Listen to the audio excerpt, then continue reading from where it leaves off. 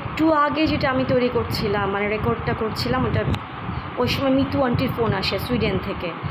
Aunty বোধহয় একটা জিনিস বুঝাতে চায়, যেটা যে সাপোজ আমি রেগুলার ফোর্ড মোটর কোম্পানির এটা দেখছি, তো ফোর্ড মোটর কোম্পানিতে খুব সম্ভবত হেনরি দ্য সেকেন্ড, যে ওনারা ছিলেন 3 ভাই। হেনরি ফোর্ডের নাতনি, বড় নাতি। তো ওনারা তো অনেক আগের কথা, 87-এ মারা গেছেন একজন, আর হেনরি ফোর্ড মারা গেছেন হলো মানে পাকিস্তান হওয়ার আগে, সেই ব্রিটিশ ইন্ডিয়ার টাইমে। তো ওনাদের 3 ভাই ছিলেন, মানে ওনার যে নাতি, হেনরি ফোর্ডের যে নাতি ছিল 3 জন, এডসেল ফোর্ডের ছেলে। তো এখন বিষয় হচ্ছে কি, এই 3 জনের পরে সবসময় যেই পরিবারে 3 জন ছেলে বা 3 জন মেয়ে আছে, তাদেরকে সবসময় ফোকাস করে দেখা যায় যে লুক আউট করার পরে তারা খুব এটা ওয়ার্ল্ড যারা চালাচ্ছে তারা হয়তো বা সেভাবেই তাদেরকে খুব সেটেল ডাউন করে, মানে সবসময় এটা ইয়ে করে। যেমন আমার নানা ছিল আলাউদ্দিন চৌধুরী, ওনারা কিন্তু 3 ভাই ছিল। দ্য সেম ওয়ে আমার কিন্তু খালু, মিতু আন্টির হাজব্যান্ড, ওনারা 3 ভাই। তারপরে আমার আম্মুর ছোট যে নানু, মানে আমার ছোটো খালা, মানে আমার যে ছোটো নানু, চায়না নানু, ওনারাও কিন্তু 3 ছেলে, কাজল মামা, উজ্জ্বল মামা, হেলাল মামা। তারপরে আমার আম্মুর যে বড় ফুপু, তারও কিন্তু 3 ছেলে, শরীফ মামা, আরিফ মামা, ফিলিপ মামা। তো এখন আমার নানারাও 3 জন। এখন দ্য ওয়ে থিংস, এখন এই ওয়াশরুম বা কোনো যে কোনো ওয়াশরুমে, যেমন আগের বাসে আমি একটা ওয়াশরুম ছিল, আমি জানি না ওটা কোন ব্র্যান্ডের ছিল, ওটা তো আমি কোনোদিন দেখতে চাই না। তো আমার কথা হচ্ছে সিরামিকের একটা মানুষের সাথে ওটা তুলনা হয় কীভাবে? পৃথিবীতে মানুষ ওয়াশরুমে তো যেতে হবে প্রত্যেকটা মানুষকে। এইটা আর বিবাহিত সম্পর্ক বা মানুষের সাথে শারীরিক সম্পর্কের সাথে যদি কেউ মিলাতে যায়, তাহলে এর থেকে বড় হাস্যকর, এর থেকে বড় মিথ্যা একটা জিনিস তো হইতেই পারে না। এখানে অন্য কোনো কিছু আসে কীভাবে? কোনো রিলেশনশিপ, লিগাল অর ইলিগাল রিলেশনশিপের কোশ্চেন ডাজন্ট অ্যারাইজ। আমি 17 বছর কারোর সাথে বিয়ে শাদি কোনো কিছুতে যাই নাই, আমি কারোর সাথে কোনো টাচে আসি নাই, আমি কোনো অন্য ছেলের টাচে আসি নাই। তো এটা কীভাবে করে, এটা তো হতেই পারে না। আমি এই বাসার কথা বলছি না, যে কোনো বাসা, এটা যে কেউ মিন করতে পারে। কারণ এই বাসার বাড়ি ওরা তো একটু চিন্তা করে দেয় না, তারা দেখছে যে এটা রোসা, আমি দেখেছি এটা খুব ভালো একটা কোম্পানি ফিটিংস। আমি জানি না ওনারা যে কোম্পানিটার নামকরণ যারা করেছে, এটা যদি বাইরের কোনো কোম্পানি হয় তাদের ইন্টেনশন কী ছিল, বা এখানকার লোকাল খুব এলিগেন্ট কোম্পানি হয় তাদের। যেরকম এলিগেন্ট বলতে আমরা বুঝি এলিনর ফিল্ড হচ্ছেন হেনরি ফোর্ডের মা। বাট দ্য সেম ওয়ে আমার নানার নাম কিন্তু আলাউদ্দিন চৌধুরী, সেও কিন্তু এলিগেন্ট কথাটা হয়। যাদের নাম আলাউদ্দিন বা অ্যালি, তারাও কিন্তু এলিগেন্ট হয়। সেই হিসেবে আমার নানার নাম ছিল আলাউদ্দিন চৌধুরী, আমার দাদার নাম ছিল Anwar Ali Mia. Whatever the state is, বিষয় তো সেটা না। বিষয় হচ্ছে ইভেন আমার ছেলে বা বাবার নামেও যদি একটা বাথরুম ফিটিংস হয় বা একটা দরজা হয়, বা আমার এই সোফাটা যদি সেরকম কোনো ব্র্যান্ডের হতো, এটা মিন হোয়াট ডাজ ইট মিন? এটা আমি একটা মেয়ে, সম্পূর্ণ আমি যে সিচুয়েশনে এই ফ্ল্যাটটা ভাড়া নিয়েছি, আমি বাসা দেখেছি অনেক, কিন্তু আমার যেই বাসাগুলো এখানকার সবাই কিন্তু গ্রুপ করা, সারা বাংলাদেশের মানুষ। আমি যে বসুন্ধরাতে বোধ আমি 400-এর উপরে বাসা দেখেছি, এত হবে না হয়তো বা, কিন্তু সব মিলে কম বেশ করলে কাছাকাছি যাবে। তো এতগুলো বাসা দেখেছি। আমি একটা জিনিস খেয়াল করেছি, সেটা বসুন্ধরাই হোক যেখানেই হোক, সাভার ডিএইচএস একটু অল্প মনে হয়েছে, কারণ এখানে বাসা অনেক বেশি না।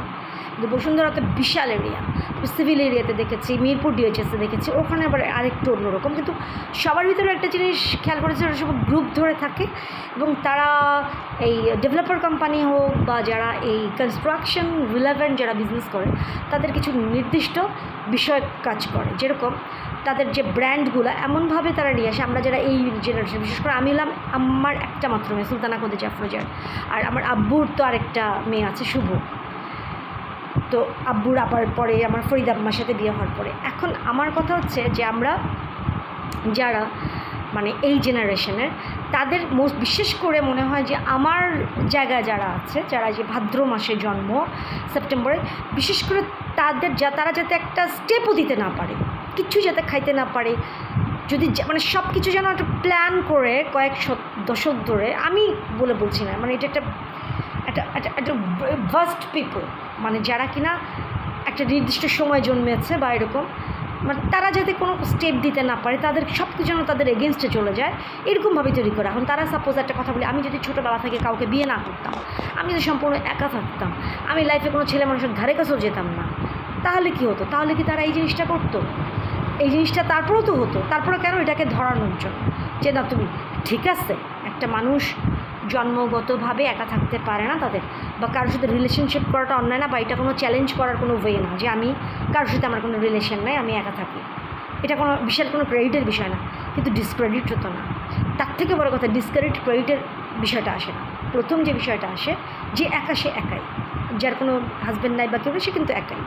আর যার হাজব্যান্ড আছে বা যার লাইফ পার্টনার আছে বা যার সাথে কেউ আছে, সেটা কিন্তু সম্পূর্ণ অন্য, সেটা কিন্তু সম্পূর্ণ ডিফারেন্ট। তো এখন আমি হচ্ছি সারা। এখন সাপোজ একটা জায়গাতে একটা ছোট্ট একটা জিনিস, আমার খালা শিমু আন্টি যেটা ফোন দিয়েছে, সে মিতু আন্টি হয়তো এটা বোঝাতে চাচ্ছে যে মিতু আন্টির জায়গায় একজন আছে, তার ছেলে বা একজন পুরুষ মানুষ যদি থাকে তাহলে তার মেয়ে। বাট আমার কথা হলো, তার মেয়ের জন্য এটা অন্যায় হবে কেন? বা এটা যদি সবাই করে, এটা কি ইচ্ছাকৃতভাবে করা? কেন এটা অন্যায় হবে? বা তার পিছনে অন্য কোনো মোটিভ কাজ করছে? যেটাই কাজ করুক, আমার এটা দেখার টাইম নাই, কারণ আমি জানি আমি লিগ্যাল। এবং এইটার এইরকম যে বাসাতেই যাবো না কেন, যেই ফিটিংস থাকে সেটা আমার এগেনস্টে যাবে কোনো না কোনো দিক থেকে। হয় এখন এটা আমার নানার সাথে তো কেউ মিলাবে না, মিলাবে কোথায়? আমার বোনের মেয়ে, কারণ বোনের মেয়ে নাম রোজা, শুভর মেয়ে। আমি তো আমার আম্মুর একটাই মাত্র মেয়ে, কিন্তু শুভ হচ্ছে আমার আব্বুর মেয়ে এবং আব্বুর পরের ঘর, মানে আমার স্টেপ সিস্টার। তার যে মেয়ে, তার নাম কিন্তু রোজামণি। বাট রোজা আর রোসার বানানে কিন্তু ডিফারেন্স আছে। রোসা কখনো 3 ভাই বোনের বা 3 বোনের বা 3 ভাইয়ের বড়কে মিন করে না। যদি কেউ মিন করে তাহলে তাদেরকে ফাইন্ড আউট করতে হবে লিগ্যাল ওয়ে, সেটা তারা করবে। বাট আমার কাছে ইট ডাজন্ট ম্যাটার এনিথিং, এটা আমার কাছে কিছুই মিন করে না।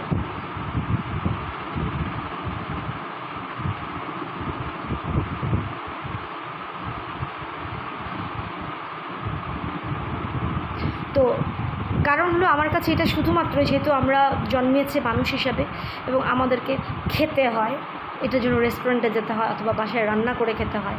যেরকম এখন আমার চুলা নাই, আমার কাছে একটা মাইক্রোওয়েভ আছে। মাইক্রোওয়েভটা ছিল রান্নাঘরে, এখন রান্নাঘর কিচেন ছাড়া কি আমরা রান্না করতে পারবো কেউ?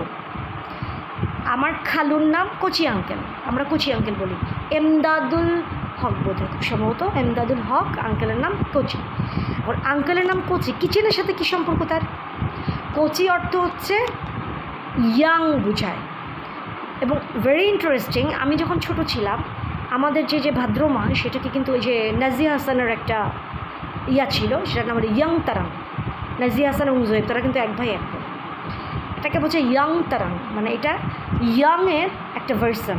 এবং ইয়াং কথাটা আসছে ইন দ্যাট সেন্স, কারণ হচ্ছে আমি যারা 72-তে জন্ম, 82-83-তে জন্ম, এটা যদিও এটাকে এইভাবে করে, কারণ আজ থেকে যখন আদম হাওয়া আসছিলেন প্রথম মানবী, তখন কিন্তু এইসব খুব কিছু ছিল না। ইভেন তারপরে কয়েক হাজার বছর এই টাইপের কোনো কিছু ছিল না।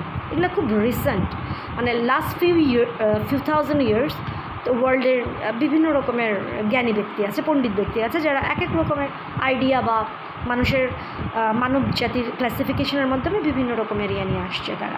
তার ভিতরে একটা চাইনিজ জোডিয়াক সাইন। তো ওইখানে ওরা আবার এলিমেন্টে 5th এলিমেন্টে ভাগ করেছে। 5th এলিমেন্টের একটা হচ্ছে ওয়াটার, এয়ার, সয়েলটাকে আর্থ বুঝায়, মাটি, তারপর হচ্ছে পানি, তারপর হচ্ছে ধাতু এবং আকাশ পড়ে, যেটাকে বোঝায় আর কি, মানে এয়ারই, যেটাকে আর কি আকাশ বোঝায়। আরেকটা বোধহয় আছে, সব মিলে 5th এলিমেন্ট। এখন 5th এলিমেন্টের একটা হচ্ছে ওয়াটার। এখন সেই ওয়াটার যেহেতু লাইফকে রিপ্রেজেন্ট করে, তো ওয়াটারকে বোঝায় ইয়ং। ইভেন আমি যেরকম ওয়াটার আসি, আমার মুখ চোখ কিন্তু সব কুচকায়, মুখের স্কিনে কোনো পানি নেই, সব বের করে ফেলা হয় যাতে ইয়াং লুকটা না আসে। এই যে আমার মুখের অবস্থা সাংঘাতিক, এটা আমি জাকির গার্ডেনেও দেখিয়েছিলাম। এগুলো কিন্তু এখান থেকে বের হয়ে যাওয়ার মতো সব, যাতে স্কিনে কোনো লাইফ আছে। এটা বছরের লাইফ আর না থাকলে তো আমার কথা হচ্ছে আমি কথাই বলতে পারতাম না, আই কান্ট স্পিক। আমি লাইফ আছে দেখি, কিন্তু আমি বেঁচে আছি। প্রত্যেকটা মানুষের লাইফ আছে। তো এই স্কিন কিন্তু এটা, আমি 73-তে জন্মেছি, আমার স্কিন কিন্তু এটা রিপ্রেজেন্ট করে না। ওটা মানুষ হিসেবে প্রত্যেকেরই স্কিন আছে, চামড়া আছে, টিস্যু আছে, গোশ আছে, সেল দিয়ে যেটা তৈরি, গোশ আছে, সবার শরীরে মাংস আছে, সব কিছু আছে, যেটা প্রত্যেকটা মানুষ নিজে ওন করে, হাড় আছে, নাড়িভুড়ি আছে, সব আছে। এগুলো সব মিলে মানুষ একটা চুল টুল সব চোখ মুখ নাক নিয়ে নির্দিষ্ট মানুষ। কিন্তু আমরা এই মানুষকে যেই এলিমেন্টসটা বাঁচায় রাখে 1 নম্বরে, সেটা হচ্ছে ওয়াটার। এবং এই জন্য একটা যে অ্যাকচুয়ালি আমরা সবাই কিন্তু আসলে এই ওয়াটার বোঝাই, ফ্লো। হিউম্যান মুভ করে যেটাই, যখনই কোনো প্রাণী, প্রাণ কাকে বলে? প্রাণীর মানে প্রাণীর বৈশিষ্ট্য হচ্ছে প্রাণ বা প্রাণী একই জিনিস। প্রাণীকে চালিত করে, যেটাই চলে, যেটা মুভ করে, অ্যাকচুয়ালি সেটাই হচ্ছে ফ্লোটিং, মানে ফ্লো করছে, মুভ করাটাই কিন্তু লাইফ সাইন। তো লাইফেরও বিভিন্ন আছে, তার ভিতরে লাইফের খুব অথেন্টিক, মানে সবচেয়ে বেশি অরিজিনাল বা অথেন্টিক একদম সাইনটা যেটার থেকে আসে সেটা হচ্ছে ওয়াটার সবচেয়ে বেশি ফ্লো করে। আর ওয়াটার ফ্লো করে, এবং মানুষের ভিতরে ওয়াটার ফ্লো যতক্ষণ ঠিক মতো হবে এই লাইফ সাইকেলটা, অতদিন মানুষ মুভ করবে, হাঁটবে, চলবে, নড়বে, কথা বলবে। তো মুখের চামড়াতে যদি স্কিনে ওয়াটার না থাকে, এটা কখনোই মিন করতে পারবে না যে সে ওয়াটার সাইন না। অ্যাকচুয়ালি পৃথিবীতে প্রত্যেকটা মানুষের ভিতরে ওয়াটার সাইন আছে। শুধু তাই না, 5th এলিমেন্ট নিয়ে সব কিছু গঠিত পৃথিবীর 5টা উপাদানে, এবং এই 5টা উপাদানের 5th এলিমেন্টের ভিতরে একটা হচ্ছে ওয়াটার। তো কারোর ভিতরে ওয়াটার বৈশিষ্ট্যটা প্রকট হয়, বেশি পরিলক্ষিত হয়। তো ওয়াটারের বৈশিষ্ট্যটা বেশি পরিলক্ষিত হয়। তো যে কারণে যেহেতু ওয়াটার বা পানিটাকে বেশি বোঝানো হয়, সো তাদের ওই ওয়াটার বা পানির বৈশিষ্ট্যর সাথে তাদেরকে মিলে অনেক কিছু মিন করা হয়। এই পানির বৈশিষ্ট্যর একটা হচ্ছে রস, পানিতে রাশিয়াকে যেটাকে মিন করে। আর আমার ছোটো ভাই রাসেল, ওর ভিতরে আছে, ও হলো এরাবিয়ান 94 কি না, ওর ভিতরে পানির কোনো এলিমেন্ট নাই, মানে জোডিয়াক সাইনে নাই। কিন্তু যেহেতু মানুষ এবং প্রাণী, তো সবচেয়ে বড় কথা প্রাণী মানেই প্রাণ যার ভিতরে আছে সেই প্রাণী। তো প্রাণের বৈশিষ্ট্য হচ্ছে মুভ করা, আর সেটা হচ্ছে প্রাণের লক্ষণ। আর প্রাণের সবচেয়ে অথেন্টিক সাইন হচ্ছে ওয়াটার, যেটা সব প্রাণীর ভিতরে আছে। ওয়াটার বা লাইট বা ফ্লুইড, বা ওয়াটারের সাথে লিকুইড মিলে লিকুইডিটি মানুষকে তৈরি করে, যেটা একসাথে জমে যায় এবং সাথে আরও কিছু এলিমেন্ট তৈরি হয়, মানুষ বা যে কোনো প্রাণীতে পরিণত হয়।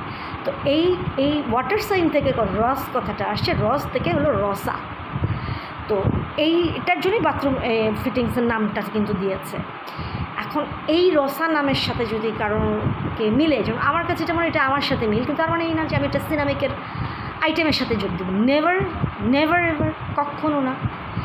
আর সাপোজ কারোর বাবা যদি আজকে রসা গ্রুপের হয়, মনে করা হয় কেউ ওয়াটার সাইন, অথবা এমনিতে মিলানো, আমার রাসেল যেরকম আমার খাতো, আর রাসেলের সাথে এটা মিলবে না, কোচি আঙ্কেলের সাথে ওটা মিলবে না, কোনোভাবেই না। যদি মিলে একমাত্র রসা গ্রুপের সাথে মিলবে, যারা কিনা ওয়াটার সাইন। তাও কিন্তু না, কারণ প্রত্যেকটা মানুষের ভিতরে 5টা এলিমেন্ট আছে, আর 5টা এলিমেন্টে প্রত্যেকটা প্রাণী তৈরি, শুধু মানুষ না, 5th এলিমেন্টে তৈরি। তার ভিতরে এক এক এলিমেন্ট এক এক সময় এক এক রাশির জন্য প্রকট হয়। সাপোজ একজন হর্স রাশি, তো কখনো হর্স ওয়াটার প্রকট হয়, ওয়াটার সাইন, কখনো হর্স জোডিয়াক সাইনে ইয়ার বা ইয়ার বলছি, ইয়ারটাকে বোধহয় আর্থের সাথে মিলে, আমি তো জানি না, আকাশ, কখনো আর্থ, কখনো মেটাল, একবার এক এক সাইনে চলে 5th এলিমেন্টের যে কোনো একটা সাইন প্রকট হয় তার ভিতরে, তখন তাকে ওই গোষ্ঠীভুক্ত করা হয়।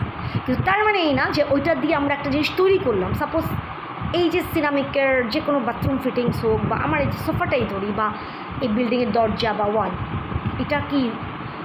এটার ভিতরে কিন্তু রস সবচেয়ে অল্প পরিলক্ষিত, কারণ এটা স্টিল দাঁড়িয়ে আছে, এটাও খুব মুভ করছে, বাট এত স্লো, এটা হয়তো কয়েকশো বছর বা 50-60 বছর লাগবে এটার মুভটা বোঝার জন্য, জায়গা থেকে শহরে, কিন্তু প্রত্যেকটা জিনিস মুভ, কিন্তু ওর ভিতরে একদমই নাই বললে চলে। এবং এইটারই একটা এলিমেন্ট, আরেকটা এলিমেন্ট দিয়ে তৈরি হলো বাথরুম ফিটিংস।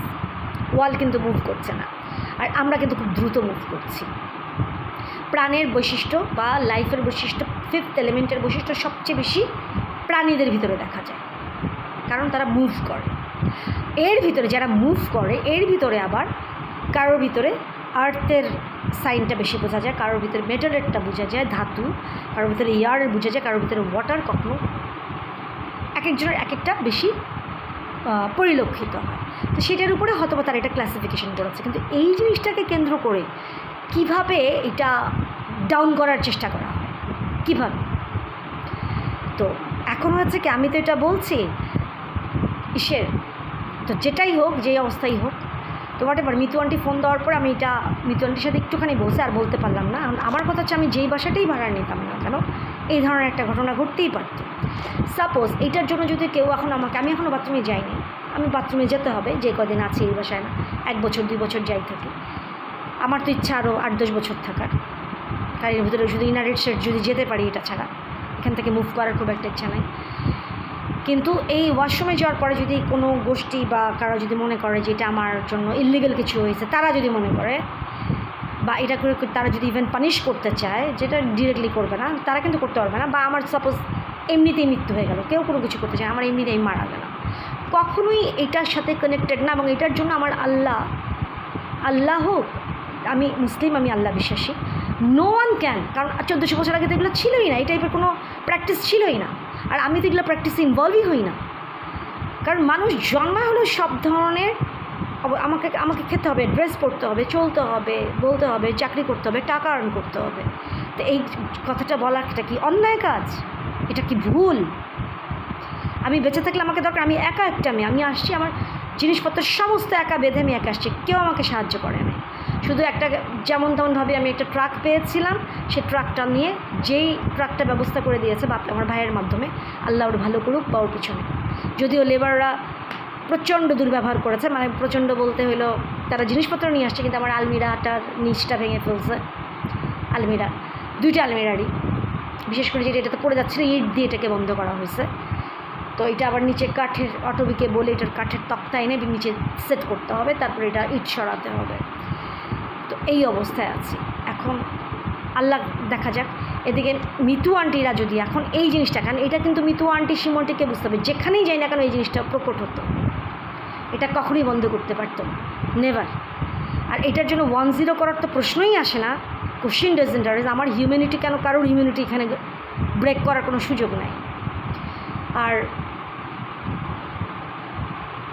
অন্য কোনো যদি এরকম থাকে যে সাপোজ মাসিয়াদের জায়গায় কেউ একজন আছে, আবার মিতু আন্টির জায়গায় কেউ একজন আছে, এখন তারা যদি বলে যে এখানে আমার জায়গায় যদি মাসিয়াদ থাকতো, মাসিয়াদ এই লিঙ্কে থাকে, তাহলে ওইখানে মিতু আন্টি চলে যাবে, এটা তো পসিবল না, it's not possible at all. বা আমার জায়গায় মিতু আন্টি আছে, ওই জায়গায় মাসিয়াদ যাবে, নো কোশ্চেন ডাজন্ট। কেউ যদি এটা মিন করে, that's their problem, not our problem. কারণ এটা হইতেই পারে না, এটা যারাই বলবে, এটা কোনোভাবেই আল্লাহ তাআলার কাছে অ্যাকসেপ্টেড কোনো দিনও হবে না, কোনোভাবে হবে না। হ্যাঁ, আমি মাথায় কভার্ড করছি না, আমি শিওর, ড্যাম শিওর যে সৌদি আরবের ওয়েদারের জন্য মাথা কভার করতে বলা হতো, তারপর আমি বলছি যে আমি মাথায় কভার করছি না, এটা তাও আল্লাহ বলতে পারে, কারণ এটা কোরআন শরীফে আছে। যেই কোনো রিজনেই হোক আল্লাহ তাআলা দিয়েছে, যে আমি এখানে জন্মানোর জন্য, হিউমিডিটি বেশি থাকার জন্য আমি মাথায় কাপড় দিতে পারি না, প্লাস আরও অনেক রকম, আমার হাড় গলে গেছে, মুখের অবস্থা কি ভয়ঙ্কর হয়েছে, ভয়ঙ্কর বলতে হলে একদম চামড়ার উপরের পোর্শনটা সম্পূর্ণ মনে হয় যে পুড়ে ফেললে যেরকম হয় সেরকম হয়েছে। তো এখন এই বিষয়গুলোকে যদি ধরে যদি বিভিন্ন রকমের ব্লকেজ সৃষ্টি করার চেষ্টা করা হয়, কী লাভ? পৃথিবীতে প্রত্যেকটা মানুষ, আজকে যদি আমি মারাও যাই, আমি আল্লাহর কাছে অ্যাকসেপ্টেড থাকবো, অথবা পৃথিবীর মানুষ দ্বারা বিতাড়িত হব, বাট আল্লাহর কাছে আমি অ্যাকসেপ্টেড থাকবো, এবং সবচেয়ে আগে অ্যাকসেপ্টেড থাকবো, সবচেয়ে আগে। তো হোয়াটএভার, এটা আমার মনে হয় যে মিতু আন্টিরা যে জিনিসটা বুঝাতে চায়, এটা ভুল। যেরকম মিতু আন্টি কদিন আগে বলছে, এটা বুঝাতে চাচ্ছিল যে সাপোজ মাসিয়াত রেইস আন্টির সাথে কথা বলছে, এখন মিতু আন্টি আমার সাথে কথা বলে, মিতু আন্টির জায়গায় যদি বলে যে মিতু আন্টির জায়গায় কুচি আঙ্কেল আসতেছে, এটা আমার মিতু আন্টি আমার খালা, মিতু আন্টিকে এটা ভুলে গেছে, শিমু আন্টিকে এটা ভুলে গেছে, ছোটোবেলার থেকে সে আমার খালা। আর এটাকে অন্য কেউ যদি এটাকে মিন করায় বা অন্য কেউ যদি এখান থেকে আনতে চায়, তাহলে তো এটা কিছু করার না। এখন একটা ছোট্ট একটা উদাহরণ বলি, যে মিতু আন্টি যখন খালুর সাথে বিয়ে হয়, খালুরা কিন্তু 3 ভাই, আমার নানারা ছিল 3 ভাই 3 বোন। এখন আমার নানার জায়গায় কি কুচি আঙ্কেল কখনো আসবে? নেভার। বাট তারপরও একটা সাপোজ, যেরকম বিল গেটস কিন্তু সবসময় কিচেন বা এই জায়গাটা থেকে ইয়ে করে, রিপ্রেজেন্ট করে। এমন হতে পারে, আমি জানি না মানে এটা কতটুকু অ্যাকচুয়ালি আমার আশা করতেছি, আমার কাছে যেটার মানে অ্যাব্রিভিয়েশন, সাপোজ আমার নানার বয়সী যদি কোনো লোক নানার মতোই 3 ভাইয়ের বড় হতো, কিন্তু সে একদম ওয়ার্ল্ড লিডিং, এমন হতে পারে যে আমার আন্টিরা যখন দুঃখী ছিল বা আবার বাংলাদেশের অন্যান্য বিভিন্ন লেভেলের মেয়েরা যখন দুঃখী ছিল, তারা তাদেরকে সাপোর্ট করার জন্য তারা তাদের মতোই কারোর সাথে বিয়ের ব্যবস্থা করেছে, কিন্তু তারা কখনো ইনভলভ কারোর সাথেই ছিল না। আবার দেখা গেছে যে সাপোজ আমার নানুদের যাদের সাথে বিয়ে হয়েছে, নানুর আন্টিদেরও সেই সার্কেলের সাথে কীভাবে তাদের সাথে বিয়ে হয় নাই, কিন্তু লাইন আপটা ওইটাই ছিল, আবার তারপরে জেনারেশনাল লাইন আপ ওইটাই ছিল। তখন ওটা বলতেছে সবাই কিচেন, কিন্তু আসলে কি কিচেন? আসলে কি কিচেন? কখনো না। আর যদি সেটা হয়ও, এটা তাদের যার ধর্মীয় বিশ্বাস বা এগুলোর উপর একটা ভুল অ্যাব্রিভিয়েশন বলবো নাকি এক্সপ্লেনেশন বলবো, আই ডোন্ট নো। তো হোয়াট এভার, আমার কাছে যেটা মনে হয় যে আমি যদি আজকে আবার একটু এই বাসাটা তো আগের বাসাটা কিন্তু খুব সুন্দর করে রং করে দিয়েছে বাড়িওয়ালা আমার জন্য, সব কিছু সুন্দর করে দিয়েছে, কোনো তাতে প্রবলেম হয় না। আর আমি সারা সুলতানা রহমান, একে বন্ধ করার বা ইয়ে করার কিন্তু কোনো রকমের সুযোগ নেই। তো হোয়াট এভার, বন্ধের কিছু না। আমি সারা সেপ্টেম্বরের 6 তারিখে জন্মেছি এবং আমি কিন্তু একা, এবং আমার কিন্তু বেঁচে থাকলে আমি ইউনাইটেড স্টেটসের বিজনেসের জন্য যাব, এটা কোনোভাবেই আমি এটা বাদ দিব না। এখন এটার জন্য যদি আমাকে এক জায়গায় রেখে আরেকজন যেতে চায়, সেটা আলাদা জিনিস, কিন্তু আমি কিন্তু আমার জায়গাতেই আছি এবং এভাবেই কিন্তু আমি যাব, এবং এই যাওয়াটা কোনো মতেই বন্ধ হবে না। তো এখন আমাকে যেটা হবে, এই বাসার ফ্ল্যাট ভাড়া হচ্ছে 17,000 টাকা। এই 17,000 টাকা এখন মিতু আন্টি এতদিন আমাকে পাঠাতে হলো 10,000। মিতু আন্টি নিজে আমাকে বলছিল আরও 3,000 টাকা বেশি দেবে। তো আন্টি লাস্ট টাইম বলছে এটা সামনে ফেব্রুয়ারি মাস থেকে দেবে, এখন শুধু 10,000 টাকা পাঠাবে। আর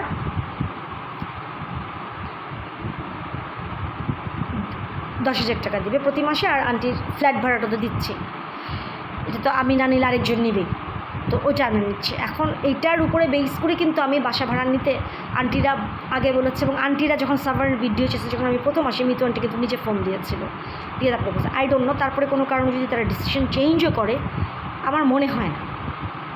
আর যদি চেঞ্জ করেও, এটা তাদের ভুল না, চরম অন্যায়ও হবে, কারণ তাহলে এটা তাদেরকে আরও আম্মু মারা যাওয়ার সাথে সাথে তখন আমি আরেকটা, কারণ আমি 1.5 বছর টাইম ছিল আমার হাতে, বাপি 1 বছর টাইম নিয়েছিল, আমি আরেকটা প্রসিডিউরে যেতাম। আমি টাকা জমানোর চেষ্টা করেছি, পারি নাই, কারণ যে টাকাগুলো দিয়েছে, যেরকম আমি ওটা দিয়ে বাপ্পিকে 10,000 টাকা প্রতি মাসে দিয়ে দিয়েছে, আর এক্সট্রা যে 10,000 টাকা দিয়েছে, আর 13,000 টাকা ওগুলো আমি অ্যালিকোতে জমা দিয়ে দিয়েছিলাম, কারণ অ্যালিকো থেকে লোন নিয়ে আমি আর যে ধীমানের বিয়ের সময় খরচ করেছি, স্বদেশ ইসলামী লাইফে আমাকে একটা ইনস্টলমেন্ট দিতে হয়েছিল, প্লাস এই খরচগুলোর জন্য আমাকে ওখানে টাকা দিয়ে দিতে হয়েছিল, প্লাস আমাকে আম্মুর প্রোগ্রাম করছি পরপর দুটাতে আমার ভালো অঙ্কের টাকা খরচ হচ্ছে। তো ওইটার জন্য আমি যে লোন নিচ্ছিলাম ইয়ার থেকে, অ্যালিকো থেকে, পুরো 1 লাখ টাকার উপরে, 1,30,000-40,000 টাকার মতো, সেটা শোধ করছিলাম। বাট শোধ করতে করতে ওইটা লোনটা আসছে হলো এখন 86,000। এই টাকাটা আমাকে শোধ করতে হবে আগামী বছরের ভিতরে। আর এই বাসা বদলানোর জন্য আমাকে বাধ্যতামূলক আমার এফডিআরটা ক্লোজ করে দিতে হয়েছে, অ্যাডজাস্ট করে দিতে হয়েছে। ওখানে কিছু টাকা আসছিলো, ওটা দিয়ে আমি ইনস্টলমেন্ট দিলাম। মানে আন্টিরা যদি টাকাগুলো পাঠায়, আমি ইনস্টলমেন্টগুলো দিতে পারবো, আর না হলে শুধু বাসা ভাড়া দিয়ে আমি কোনো করে ইনস্টলমেন্টই আমি দিতে পারবো না, যেটা খুব একটা মানে ভুল এবং অন্যায় হবে। কারণ কোনোভাবে আমাকে এটা আমার সামনের বছর ম্যাচুরিটি পর্যন্ত গেলে আমার হাতে কিছু টাকা আসবে। তো এইটার এগেনস্টে যদি সবাই চলে যায়, এর থেকে তো ভয়ঙ্কর। আর এইগুলা ইজ মানে এটা কোনো মানে তরিকা। আর রেইসা আন্টি, শিমু আন্টি সারা জীবন ওদের সাথে যাদের লাইন আপ থাকে, কোনোটাই তো সারা পৃথিবীতে আমাদের যত মানুষ আছে যাদের যে লাইন আপ সব লেভেলে, কোনোটাই লিগাল না। বরং আমি যেটা যে এক্সপেক্ট থেকে মনে করি, তারা যেভাবে ইলিগাল মনে করতেছে, ইলিগাল লাইন আপটা মেনটেন করতেছে সবাই, আমি ওটাতে বিলিভই করি না। আমার যেরকম কোনো লাইন আপই নেই, আমি সম্পূর্ণ একা, এবং আমার সাথে অপোজিটে কেউ নেই। কোনো ইলিগাল লোকদের আমার কোনো দিনও হয় না। এটাকে কেউ বন্ধ করতে চাক, উল্টাপাল্টা কথা বলতে চাক, যা খুশি তা, বাট আমি তো স্যার, এটা তো বন্ধ করার কোনো প্রশ্নই আসে না। কোশ্চেন ডাজেন্ট অ্যারাইজ, কারণ আমি হচ্ছে স্যার, এখানে বন্ধ হবে কোত্থেকে?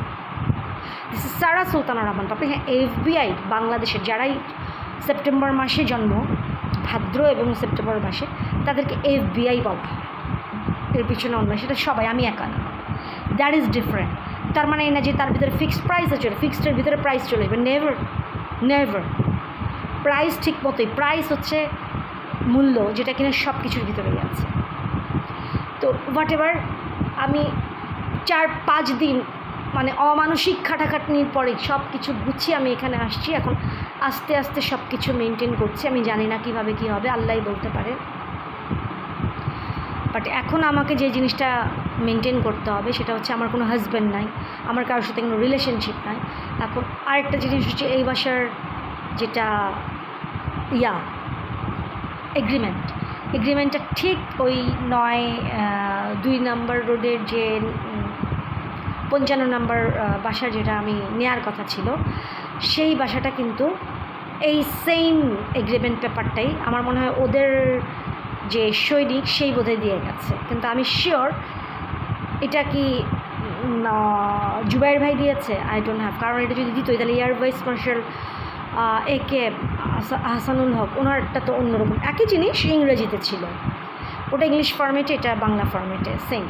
তো আমার কথা হচ্ছে যে আমি এটা সিগনেচার করবো, যেহেতু তাদেরকে সিগনেচার করতে বলছে, নাহলে আমি ফ্ল্যাট ভাড়া রাখতে পারবো না বা কোনো কিছু, সিগনেচার করব। কিন্তু আমি আমার আরেকটা স্ট্যাম্পে আমি এটা দিব যে একমাত্র ফ্ল্যাট ভাড়া দিব, ফ্ল্যাটের টাকা মান্থলি যে টাকাটা পৃথিবীর সবাইকে দেয়, এছাড়া এটা অন্য কোনোভাবে এটা ইউজ হবে না, অন্য কোনোভাবে কোনো মিন করা যাবে না, ইললিগেল কোনো মিন করা যাবে না, কারোর সাথে কোনো রিলেশনশিপের মিন করা যাবে না।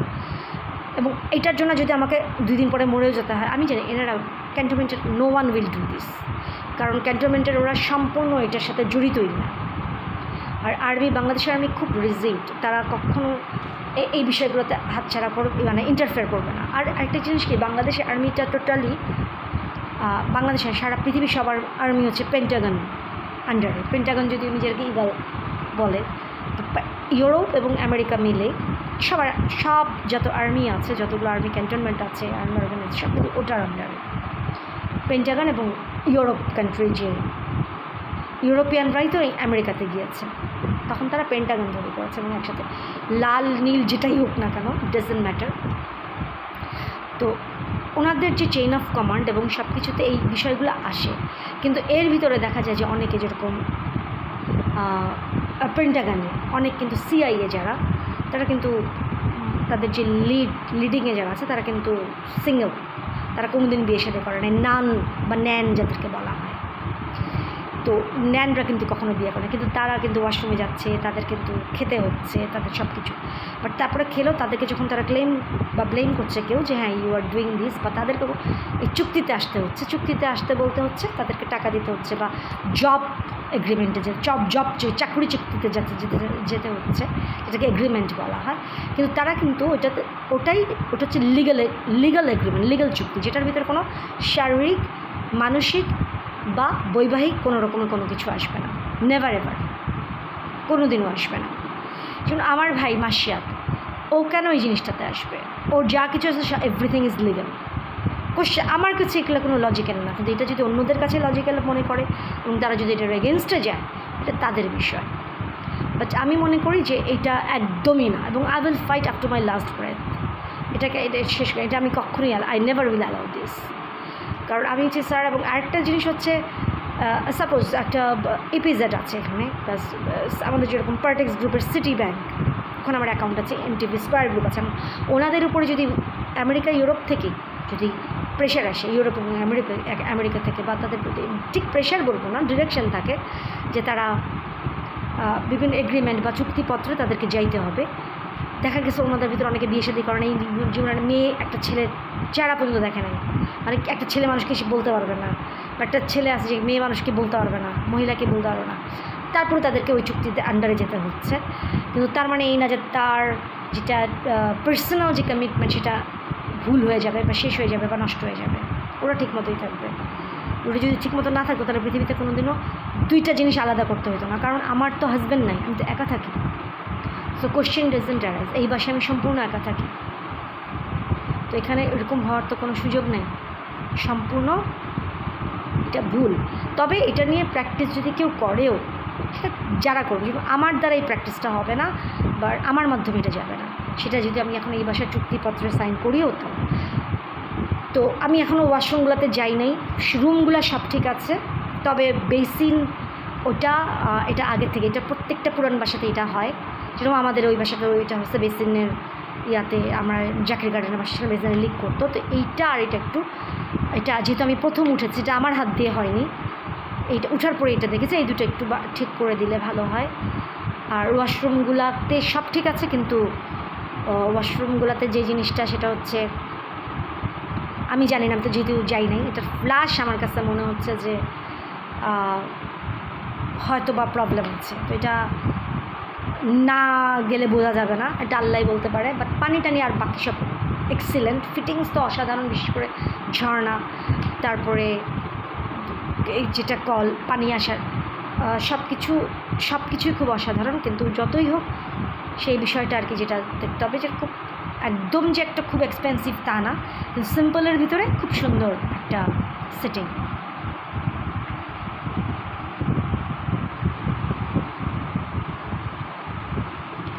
আর আরেকটা জিনিস হচ্ছে, এই বাসাটা যেরকম ঠিক আমার শিমু আন্টির যে 5 তলার যে ফ্লোরটা, শিমু আন্টি কিন্তু কমিউনিটি হসপিটালের এক আয়াকে ভাড়া দিয়েছে, যে কিনা তাকে 16,000 টাকা ফ্ল্যাট ভাড়া দেয়। তো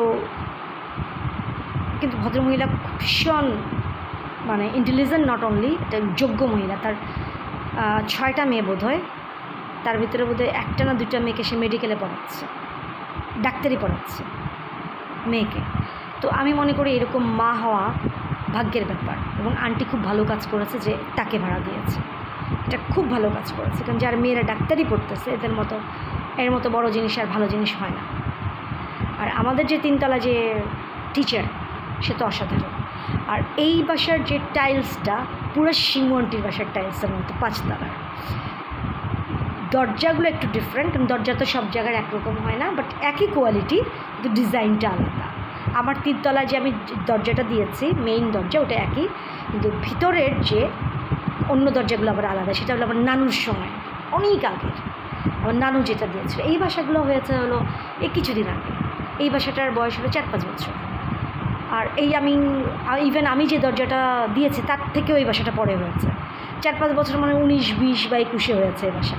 আর আমি দরজা দিয়েছি হলো নানুর বাসায়, আমার যে 3 তলার আমার যে ফ্ল্যাটের সামনে, ওইটা কিনে দিয়েছিলাম যেখান থেকে। ওইটার দাম নাকি এখন 12,000 না 13,000 টাকা হয়ে গেছে। অথচ ওই দরজাটা আমি মাত্র সব মিলে 8,000 টাকার মতো খরচ করছিল। ওই দরজাটা কিন্তু সেম এই কোয়ালিটির মেইন দরজাটা, কিন্তু আমাদের ফ্লোরটা রেগুলার ফ্লোর, যেটা হচ্ছে আমাদের টাইলসটা নাই। কিন্তু শিমু আন্টির বাসাটা টাইলস করে। শিমু আন্টির ঠিক বাসার রুমটার আয়তনই এটা, 2টা রুম। আর পুরো বাসাটি তো আন্টির টাইলস করে। আন্টির ওই বাসাটা হচ্ছে 1,000, আর একটু বেশি বাড়ানো হয়েছে, ওটার পরে বেশি হয়, প্রায় 1100 স্কোয়ার ফিট। আমারটা আন্টিরটা একই, কিন্তু আমারটা টাইলস করা হয়নি, আন্টিটা টাইলস করা। বাট ফ্লোর একদম সেম, টাইলস একদম সেম আন্টির। আর মিতু আন্টির বাসার যেটা হয় সুইডেন ইংল্যান্ডের বাসাগুলো হয় বড় বড়। আন্টির বাসাটা আমি দেখেছি, তার যে ড্রয়িং রুমে সে যত জিনিস রেখেছে, মানে ইভেন আমি জাকির গার্ডেনে যে বাসায় একটা রুমে সব কিছু রাখতাম, সেই একটা রুমের জিনিস আমি কিন্তু এখানে 3টা রুমে রেখেছি। একটা রুমে সব কিছু ছিল, শুধুমাত্র একটা ওভেন এখানে বেশি আছে, সব কিছু একটা রুমে ছিল আমার 3টা শুধু এই রুমে না, আমার মোহনার বাসাতে। শুধু এখানে পার্থক্য হচ্ছে, এখানে সোফাগুলো আসছে, সোফাগুলো হলো রেইসান্টির সোফা। রেইসান্টির সোফাগুলো রেখে গেছে। রেইসান্টির সোফাগুলো আমি সেল করবো কিনা রেইসান্টিকে জিজ্ঞাসা করতে হবে।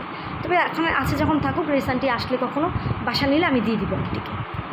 রেইসান্টির 3টা, একটা বলছে আমাকে দিয়ে দিছে, সেটা হচ্ছে ডিভানটা। আর 3টা সোফা আছে, সোফাগুলো আর সেন্টার টেবিলটা আন্টিকে দিয়ে দিব। খুব সুন্দর একটা সেন্টার টেবিল আন্টি কিনেছিল, আন্টিকে দিয়ে দিব আমি আসলে। আর আন্টি হচ্ছে আমার খালা, আন্টির কাছে আমি মানুষ হচ্ছে, আন্টির কোলে আমি, আমার 1 বছরের বার্থডে যখন তখন আমি আমার আন্টির কোলে, সে আমার আন্টি। ইভেন আমি যদি মামার কোলেও থাকতাম বা নানার কোলেও থাকতাম, what is the difference between? এখানে ইলিগেসির কথা আসে কোত্থেকে? কেন এটা খারাপ দেখাবে দেখতে? কী কারণে খারাপ দেখাবে? আমি তো বাইরের কারোর কাছে যাচ্ছি না। আর বাইরের কিছু, যেরকম সাপোজ রেইসান্টি যেরকম ছিল, রেইসান্টির হাজব্যান্ড আমার খালু, সে আমার বাবার মতো। আমি যদি 1 বছরের বাচ্চা হতাম, সে আমাকে কোলে নিতে পারতো। এটা কি অন্যায়?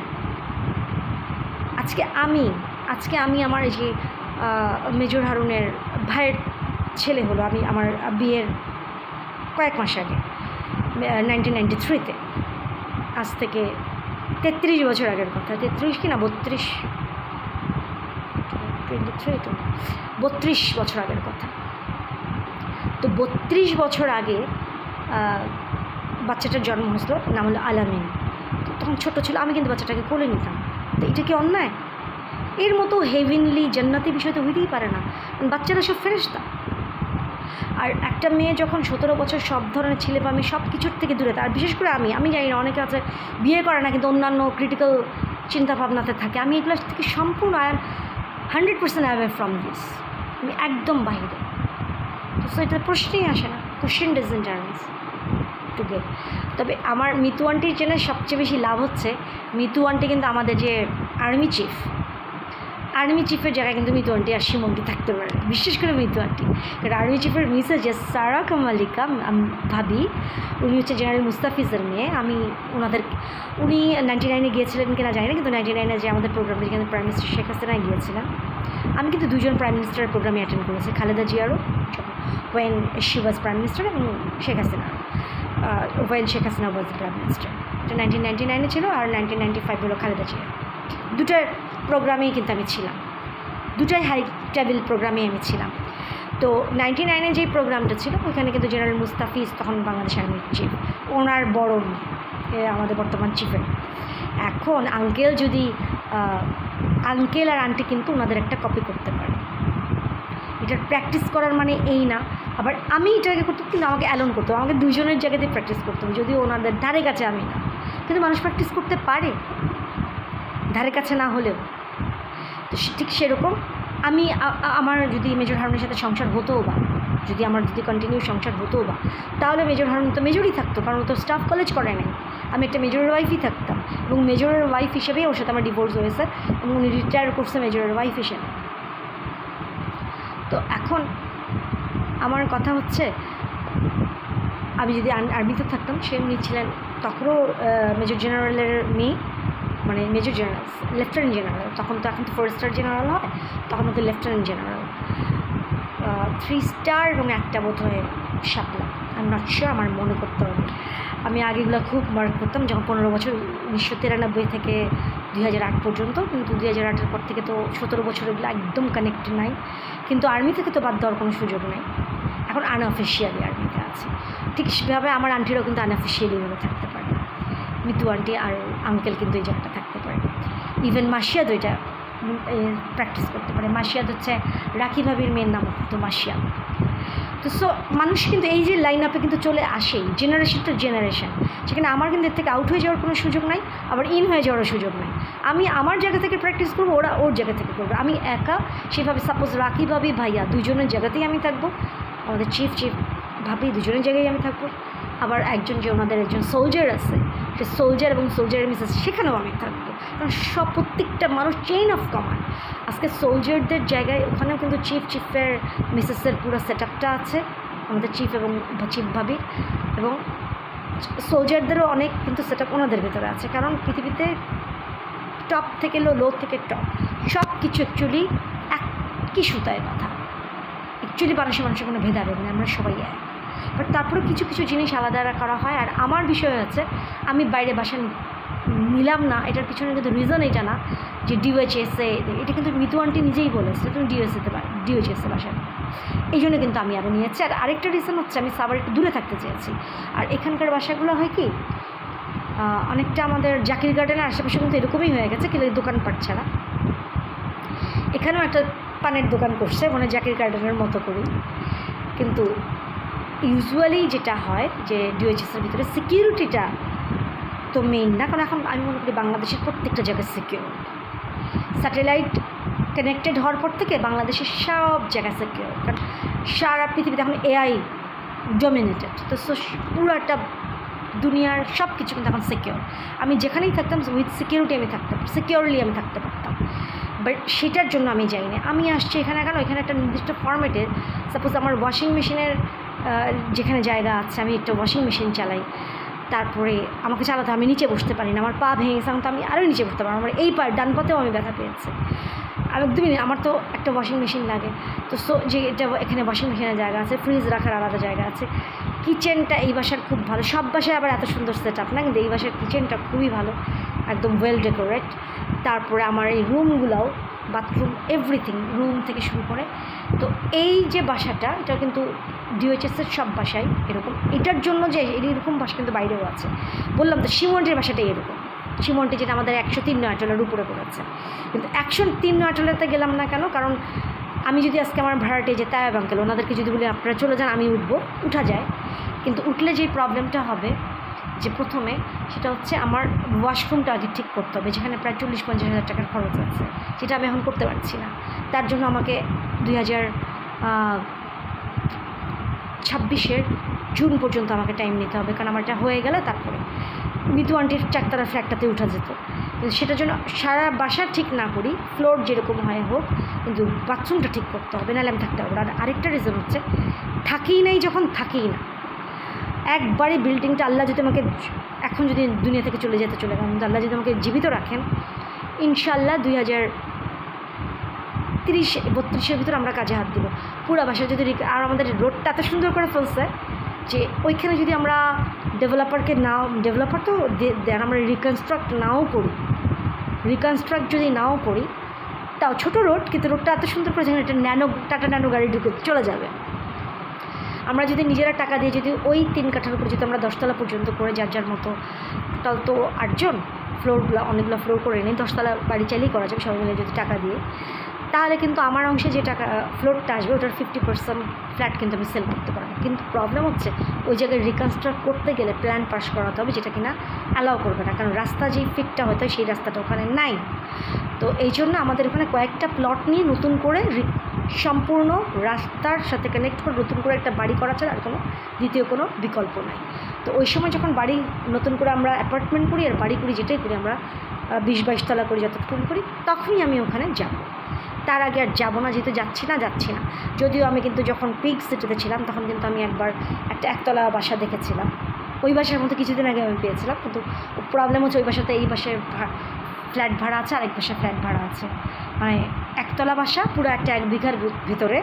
আর আমি যেটা পেয়েছিলাম ওটা প্রায় 1.5 বিঘা না 2 বিঘার মতো। আমার আসলে ফার্মিংয়ের ইচ্ছা ছিল তো তখন, যে আমি গরু ছাগল না, প্রচুর মুরগি কবুতর এগুলো পালবো, মুরগি পালবো, রাজহাঁস পালবো, এটার জন্য। তো বিশেষ করে কবুতরের ইয়া ছিল, আর ওখানে গার্ডেনিং করার ইচ্ছা ছিল, গার্ডেন করার। তো এটার জন্য আমি প্রায় 2-2.5 বিঘার উপরে একটা বাসা পেয়েছিলাম। তো বাসাটাতে 3টা ছোটো টিন শেডের 3টা ইউনিট করা, ফ্লোর টাইলস করা নাই।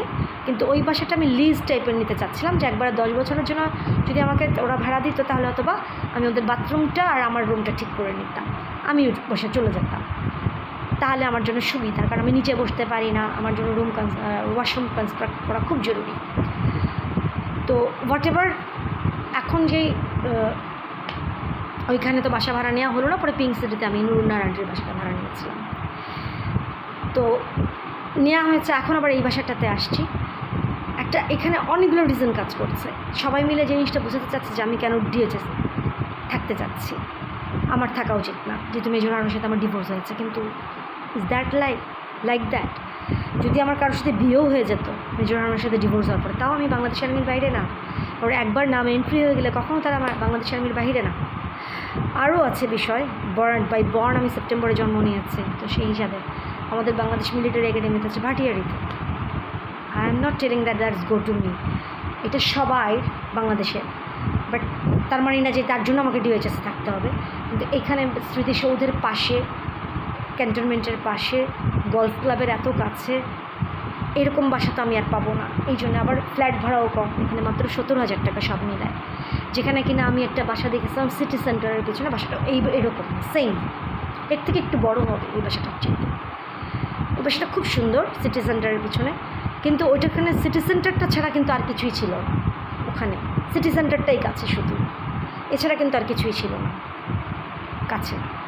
কিন্তু এই বাসাটাতে কিন্তু এই জিনিসগুলো শুধুমাত্র কি আমার সিটি ব্যাংকের এটিএম নেই, আশা করছি সিটি ব্যাংকের এটিএমের দিকে নিয়ে আসবে। তো তবে ইসলামী ব্যাংক আছে আর ইউসিবি আছে। তো ইসলামী ব্যাংক দেখে আমি খুব খুশি হলাম। তো ইসলামী ব্যাংকের আমার তো কার্ড আছে, আমি এটা স্টার্ট করবো আমার, যাতে ইসলামী ব্যাংকের এখানকার ইয়াটা সেনাতে আছে, ইসলামী ব্যাংকের ইয়া আর কি সেনা কমপ্লেক্সে।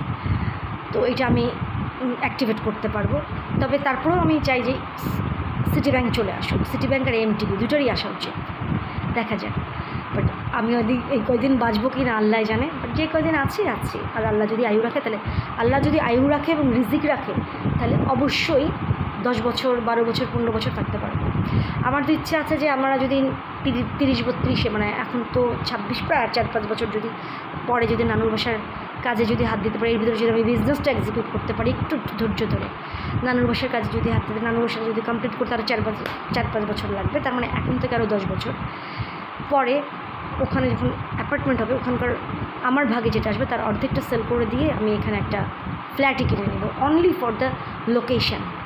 ডিওএইচএস তো আরও আছে, যেমন বনানী ডিওএইচএস কিন্তু গলফ ক্লাবের পাশে, বনানী ডিওএইচএস একদম পাশে, কিন্তু সব বাসা না, একটা বাসা, অসাধারণ একটা বাসা। আমি একদম মানে আনন্দে চিৎকার দিয়ে উঠছিলাম যখন আমি ওই একটা জবের জন্য গেছিলাম, ট্যালেন্ট প্রো অফিস। তো ওখানে যখন আমি যাই, ওদের বারান্দাতে আমি সামহাও, মানে বারান্দা ঠিক না, ওদের যে অফিস রুমটা মানে কনফারেন্স রুমটা, ওরা ঠিক গ্লাস দেওয়া এবং ওরা ঠিক গলফ ক্লাবের পাশে, একদম পুরো গলফ গ্রাউন্ড দেখা যাচ্ছে। এইরকম একটা অসাধারণ ভিউজ ইম্পসিবল, যে আমি কোনো দিন কল্পনাও করতে পারি না যে এত সুন্দর। তো ওইটা দেখার পরে মনে হচ্ছিলো যে এরকম, তো এইটা আবার একদম গলফ ক্লাবের পাশে না, কিন্তু মোটামুটি কাছে। রাস্তা পার হলে উল্টা পাশে হলো, এই পাশে হচ্ছে হাতের ডান দিকে হচ্ছে একদম জাস্ট অপোজিটে স্মৃতিসৌধ, আর স্মৃতিসৌধের সাথেই হচ্ছে মানে এই কর্নার ধরে হচ্ছে গলফ ক্লাব, আর এই পাশে ক্যান্টনমেন্ট, আর এই পাশে হচ্ছে পল্লী বিদ্যুৎ হাতের বাঁ দিকে, আর পিছনে হচ্ছে সিভিল এরিয়া। সিভিল এরিয়া বলতে আমাদের জাকির গার্ডেনের যে জায়গাটা ছিল অনেকটা ওই রকম। তো এখানেও বাসা ভাড়া নিয়ে থাকা যাবে না যে তা না, কিন্তু যেহেতু আমি পারছি, অসুবিধা তো নাই যে এই টাকার ভিতরে। আর আমার ওয়াশিং মেশিনটা যদি থাকে, সেটা খুব তো বেশি টাকা ভাড়া নেয়নি আমার কাছ থেকে। আর আমার কাছে হচ্ছে কি, মিতু আন্টি যদি আজকে বসুন্ধরা যদি আমি বাসা নিতে বলছিল সবাই, ওখানে যদি আমি বাসা ভাড়া নিতাম 27,000 কমে আমি যেতে পারতাম না। 27,000 টাকা দেওয়া মানে আমার ছেলে তাসির দিত 10,000, আমাকে কিন্তু দিতে হতো 17,000 টাকা। সরি, ওটা তো 27 না, ওটা 28,000 টাকা ছিল, 27 না, 1 টাকাও কমাবে না মিজান ভাইয়ের বাসাটা। তো এরপরে যতগুলো বাসা দেখেছি সবগুলা 35,000 টাকা, 3 বেডরুমের বাসা, মানে মিজান ভাইয়ের যে আই ব্লকের যে বাসা, ওই ক্যাটাগরির বাসাগুলো 35,000 টাকা, এবং সেটা অনেক দূর। যেটা আমি কিছুদিন আগেও বলেছি, সেটা হচ্ছে এই ইসের থেকে বসুন্ধরার এল ব্লকের একদম রোড নাম্বার 54, অনেক দূরে, অনেক দূরে। ওখান থেকে 120 টাকা লাগে রিক্সা ভাড়ায় গেট পর্যন্ত আসতে, এবং আসতে মোটামুটি আধা ঘন্টা লাগে, রিক্সা করে হাফ অ্যান আওয়ার টাইম লাগে আসতে। তো এগুলা সব কিছুর জন্য আমার কাছে মনে হয়েছে যে বসুন্ধরা তো খুবই ভালো, ওখানে নিতে পারলে অসম্ভব ভালো হইতো, কিন্তু আমাকে তো এই টাকাগুলো খরচ করতে হতো, যেটা এই খরচগুলো কিন্তু এখানে হবে না। ওখানে 17,000 টাকা যাইতো আমার, সাপোজ মিতু আন্টির ফ্ল্যাট ভাড়া, আবার মিতু আন্টি যে 10,000 টাকা পাঠায়, সেই 10,000 টাকার 13,000 টাকাও যদি পাঠাতো, আর ফ্ল্যাট ভাড়া 10,000, মানে 23,000 টাকা আসতো এখান থেকে, আমারটা 3 তলার 13,000 টাকা বাদ দিয়ে।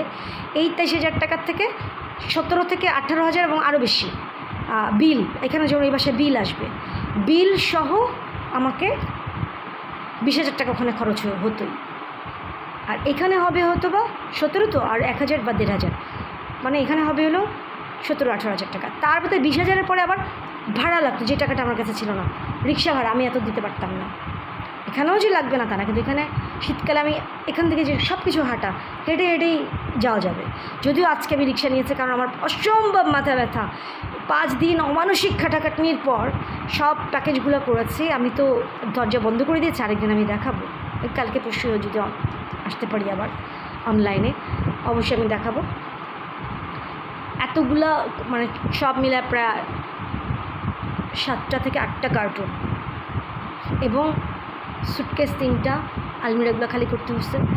এসে আমাকে এই টোটাল সোফাটা ক্লিন করতে, কারণ সোফাটাকে আমি যদিও একটা পলিথিন দিয়েছি, কিন্তু পুরোটা ঢাকতে পারি নাই, তো সোফার পেছন আর সামনেটা পুরোটা উল্টা করে রাখছিল ট্রাকের যে মরিচাগুলো ছিল পিক আপে সেগুলো সব লেগে একদম পুরো ইয়েলো হয়ে গেছে। সেগুলো আমাকে বোধহয় গতকাল রাতে আমি 4 ঘন্টা ধরে ঘষেও আমি উঠাতে পারিনি, কোনোভাবেই উঠতেছে না। ওই মরিচার কালার, যেটা মরিচা গলে গেলে মানে অ্যালুমিনিয়াম বা মেটাল মরিচা গললে যেই কালারটা হয়।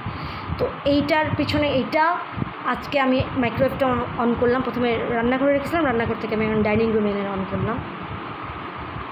তো এখন ওয়াশিং মেশিন অন করা বাকি। আর এটা তো এইগুলা সব করার পরে এখানে হয়তো বা আমার 18 থেকে 19,000 টাকার ভিতরে আমার শেষ হয়ে যাবে। আমি তো গ্যাস আনি না, গ্যাস নিলেও আমার 19,000 টাকার ভিতরে শেষ হয়ে যাবে একটা যদি সিলিন্ডার নেই। আর ওখানে গ্যাস বাদেই শুধু ইলেকট্রিসিটি বিল দিয়েই কিন্তু আমার ওখানে যেতে হতো 20,000। তার ভিতরে আবার কারণ বসুন্ধরা ইলেকট্রিসিটি বিল প্রচুর আসে, আর এখানে পল্লী বিদ্যুতের আন্ডারে এখানে সব ইলেকট্রিসিটি বিল দেয় হলো 1,000 1,500, এর থেকে বেশি না, মানে একই। কারণ আমার তো খরচ হবে একটা রুমে, যে এখন তাসিন আব্বু যদি চলে আসে তাহলে বিল বেড়ে যাবে, কারণ আরেকটা রুম কনস্ট্যান্ট কাজ হবে। তো ও যতদিন তাসিন আব্বু না আসবে ততদিন আমার 1000 ক্রস করবে না। আমি শিওর আমার ধারণা 600-700 টাকার বেশি আমার বিল আসবে না। কিন্তু ওখানে কিন্তু আমার যে ছেলে ধীমানের আসে 6,000-7,000 টাকা করে বিল। তো এখানে যদি এরকম বসুন্ধরা নিলে ওখানে 2,000 টাকার কমে আসতো না, কারণ তাসিন আব্বু থাকতো, ধীমানরা আসতো, যেত ওখানে গেস্ট অনেক বেশি আসতো। তো এখানে আসলে তোমার মিতু আন্টি এক সময় আসবে, এই রুমটাতে থাকতে পারবে।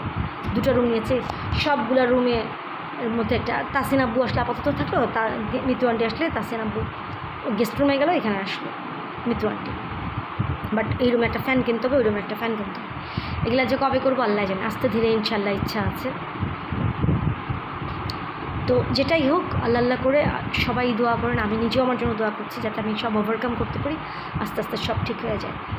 আর মিতু আন্টি তো আছে এদিকে, তো আল্লাহ তার ভালো করুক, আমাকে অনেকগুলো সাপোর্ট দিয়েছে। আর আল্লাহ করে যদি মিতু আন্টি শিমু আন্টি আর 2006 ডিসেম্বর পর্যন্ত দেয়, আর আল্লাহ করে এখানে আসছি, এখানে যদি একটা আমি স্কুলে জব নিয়ে যেতে পারি একটা বছর থাকলে, তাহলে হয়তো বা আন্টিদের উপরে একটু প্রেশার এত শুধুমাত্র হয়তো বা ফ্ল্যাট ভাড়াটা নেওয়া হবে, মানে আমার 3 তলা আর আন্টি 4 তলা, যেহেতু 4 তলার অন্য কাউকে দেবে। আমি যদি একটা জব পাই, যদি 8-10 হাজার টাকার একটা জব পাই, তাহলে দেখা যাবে যে তারপরে ফ্ল্যাট ভাড়াটা লাগতে পারে। কারণ তখন আন্টিকে বলবো যে আমি যদি একটা 10,000 টাকা এক্সট্রা ইনকাম করতে পারি বা 15,000 টাকা এক্সট্রা ইনকাম করতে পারি, আন্টিকে বলবো যে বিদেশ থেকে আর টাকা পাঠাতে হবে না, আমি এখান থেকে আর্ন করছি, আমি শুধু ফ্ল্যাট ভাড়াটা নিলাম। এবং পরবর্তীতে এই আর্নিং যদি আমার 20-30 হাজার টাকা হয়, তাহলে আর ফ্ল্যাট ভাড়াটাও নিতে হবে না, ওইটা আমি আন্টিকে বলবো কোনো এতিমখানায় বা কাউকে দিতে। আন্টি তো অসাধারণ, আন্টি আগেও নেয় নাই, আমার মাকে দিছে, আম্মু যদি কোনো মাসে নেয় নাই তো এটা অন্য কাউকে দিচ্ছে। আন্টি অন্য ধরনের, আন্টি কখনোই নেয় না, এটা সবসময় আন্টি দান করে। আর বাট আমার 3 তলাটা আমি কখনো দান করবো না। আমি যদি অন্য কোথাও কিছু হয়, অন্যখানে যদি আমি 3 তলার পরে যদি আমি অন্য কোথাও ফ্ল্যাট কিনতে পারি, এখানে তো কেনা হবে, এখানে কিনতে আমার 10 বছর লাগবে। কোথাও যদি আমি একটা ফ্ল্যাট কিনতে পারি বা একটা বাড়ি হতে পারে কখনো, সাপোজ আমি নর্থ সাউথের জায়গা কিনলাম, আমার যেটা কেনার ইচ্ছা আছে, এখনও আমার ইচ্ছা আছে। তো নর্থ সাউথের জায়গা কিনলে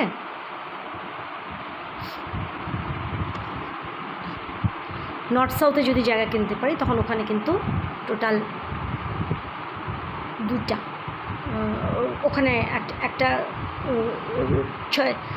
8-10 তলা বাড়ি কেনা সম্ভব, 5টা বাড়ি বানানো সম্ভব। তো ভবিষ্যতে কোনো দিন যদি এরকম নিজেদের বাড়ি কিনতে পারি, ওখান থেকে অথবা কোনো ফ্ল্যাটের দান করবো। কিন্তু আমার নড়াটালার 3 তলার বাসা আমি কখনোই না, ওই টাকাটা সবসময় আমি আমার নানুর বাসার, তো আমি আমার হাতে নেব। আর অন্য কোথাও থেকে আল্লাহ যদি টাকা দেয়, অন্য কোথাও থেকে দান করবো, এটা শিওর। বাট মিতু আন্টি ওখান থেকে না, মিতু আন্টি এটা সবসময় ডোনেট করে। তো হোয়াট এভার, আল্লাহ সবাইকে, আন্টিও legal, whatever maybe the status, আমি লিগেল এবং সবাই লিগেল পৃথিবীতে, আমরা all we are legal here. বাকিটা আল্লাহ জানেন, পৃথিবীর সবাই জানেন, তাদের জাস্টিফিকেশনটা কীভাবে নিচ্ছে, কি কোন দিকে নিচ্ছে বা কী নিচ্ছে এটা জানি না, কিন্তু আল্লাহ সবাইকে সেন্স দিক। বিশেষ করে আমি যেটা 17 বছর ধরে স্ট্রাগল করে আসছি, এটার ফল বা রিওয়ার্ডের কিছু নাই, কিন্তু আমি যাতে সাস্টেইন করতে পারি, বেঁচে থাকতে পারি, এবং যে কয়দিন বাঁচবো যাতে আমি আমার এই যে লোন পরিশোধ করার জন্য যা যা চেষ্টা করছি সব আমি শেষ করতে পারি, দ্যাটস ইট, এইটুকুই যথেষ্ট। লোন পরিশোধ করার জন্য যাতে আমি আমার বিজনেস এক্সিকিউট করতে পারি, ইউনাইটেড স্টেটসে যেতে পারি। তো আজ এই পর্যন্তই, আমার যাতে মাথা ব্যথাটা সেরে যায়, আমি যাতে ভালো থাকি, দোয়া করেন। আল্লাহ হাফেজ, আজ এই পর্যন্ত।